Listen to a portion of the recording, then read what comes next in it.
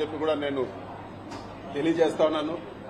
గౌరవ కోర్టు ఏదైతే ఆర్డర్లో విషయాలు చెప్పిందో అవన్నీ కూడా మీ అందరిని కూడా నేను ఒక్కసారి చదవమని చెప్పి కూడా నేను కోరుతా ఉన్నాను. ఇది వరకు ప్రెస్ మీట్ పెట్టి చెప్పడం జరిగింది. ఎన్ని ఇబ్బందులు పెట్టినా కూడా, ఎటువంటి ఇబ్బందులు పెట్టినా కూడా ఎదుర్కొనేదానికి సిద్ధంగా ఉంటామని చెప్పి ఈరోజు ఇన్ని రోజులు జైల్లో పెట్టిన తర్వాత కూడా మళ్లీ అదే మాట చెప్తా ఉన్నాను. ఎక్కడ కూడా అధైర్యపడే ప్రసక్తే ఉండదు.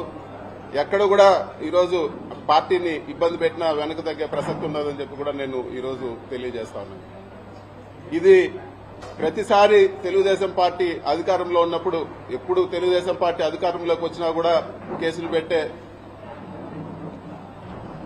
పరిస్థితి చూస్తూనే ఉన్నాము. 2014-19లో కూడా తప్పుడు కేసు పెట్టి జైల్లో పెట్టడం జరిగింది.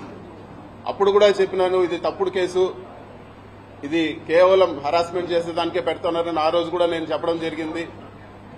అయినా కూడా అక్రమంగా అరెస్ట్ చేసి నన్ను, బిఎం మధుసూదన్ రెడ్డి గారిని, చెవిరెడ్డి భాస్కర్ రెడ్డి గారిని కూడా ఆ రోజు కూడా జైల్లో పెట్టడం జరిగింది. తర్వాత ఎవరైతే కేసు పెట్టించారో అదే వ్యక్తి కోర్టులో వచ్చి చెప్పడం జరిగింది, ఎక్కడ కూడా బలవంతంగా మా దగ్గర పెట్టించారు, వీళ్ళు తప్పు చేయలేదని చెప్పి ఆ కేసు కూడా కొట్టేయడం జరిగింది. అంతేకాదు, అంతకుముందు తెలుగుదేశం అధికారంలో ఉన్నప్పుడు కూడా నేను ఇంజనీరింగ్ కాలేజీలో చదివేటప్పుడు కూడా నా జీవితంలో మొట్టమొదటి కేసు పెట్టింది తెలుగుదేశం ప్రభుత్వం. తెలుగుదేశం ప్రభుత్వం ఎప్పుడున్నా కూడా ఇటువంటి హరాస్మెంట్ చూస్తూనే ఉన్నాము. ముఖ్యంగా ఈ జైల్లో ఉన్నన్ని రోజులు కూడా ఈ కష్టకాలంలో అండగా నిలబడిన మా పార్టీ అధ్యక్షులు జగన్మోహన్ రెడ్డి గారికి, అదేవిధంగా మా పార్టీ గౌరవ పెద్దలకు, మా పార్టీ క్యాడర్కి అందరూ కూడా వెన్నంటుండి సపోర్ట్గా ఉన్న ప్రతి అందరికి కూడా మనస్ఫూర్తిగా నేను ధన్యవాదాలు తెలియజేస్తా ఉన్నాను. ఈ కేసు పెట్టి సాధించింది ఏమీ లేదు, ఒక పైశాచిక ఆనందం పొందడం తప్పితే, అదేవిధంగా మా తల్లిదండ్రుల్ని మానసికంగా వేధించడం ఒకటి సాధించినారు తప్పితే ఈ కేసు వల్ల సాధించింది ఏమీ లేదు. కోర్టు నుంచి వెసులుబాటు పొందిన తర్వాత కేసు వివరాలన్నీ కూడా వివరంగా మరొకసారి నేను మాట్లాడతానని చెప్పి కూడా మీకు అందరు కూడా తెలియజేస్తా ఉన్నాను. చివరిగా చెప్పేది ఏమంటే, మీరు కేసులు పెట్టినా లేకపోతే ఇంకోటి పెట్టినా మేము వెనక్కు తగ్గే ప్రసక్తే లేదు. ఖచ్చితంగా గట్టిగా ఇంకా రెట్టింపు ఉత్సాహంతో పోరాడతామని చెప్పి కూడా నేను తెలియజేస్తా ఉన్నాను. ఎక్కడ కూడా వైఎస్ఆర్ పార్టీ క్యాడర్ కానీ లేకపోతే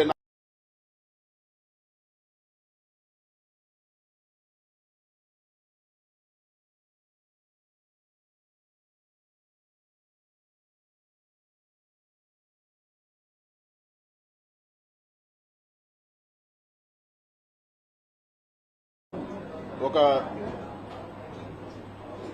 ఖైదీగా ఉండాల్సిన పరిస్థితి వచ్చిందని చెప్పి కూడా మీకు అందరు కూడా నేను తెలియజేస్తా ఉన్నాను. గౌరవ కోర్టు పెట్టిన ఆంక్షల మేరకు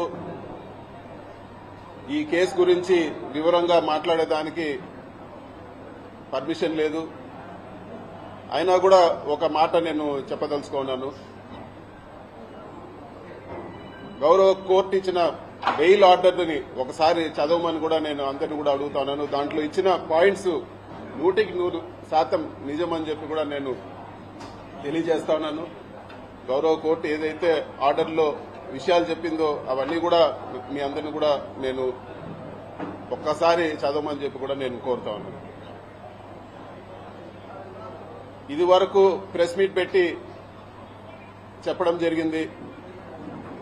ఎన్ని ఇబ్బందులు పెట్టినా కూడా, ఎటువంటి ఇబ్బందులు పెట్టినా కూడా ఎదుర్కొనేదానికి సిద్ధంగా ఉంటామని చెప్పి ఈరోజు ఇన్ని రోజులు జైల్లో పెట్టిన తర్వాత కూడా మళ్లీ అదే మాట చెప్తా ఉన్నాను.